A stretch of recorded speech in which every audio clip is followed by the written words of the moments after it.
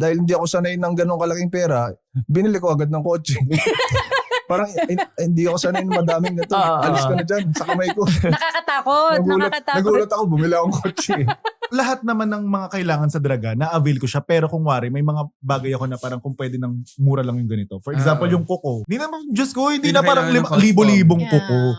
So parang same lang rin naman kasi yung effect niya. Ang advice ko dyan ay installment. Okay. Why? Kasi I think kailangan mo nang ma-factor in yung mabibigay sa yung additional free time of being able to own a new motor, and yung free time na yun can translate to more money. So parang technically, bibigyan mo yung sarili mo ng kaunting wiggle room to actually earn more. Yeah, my wife, she's better with the finances. You just leave it to her.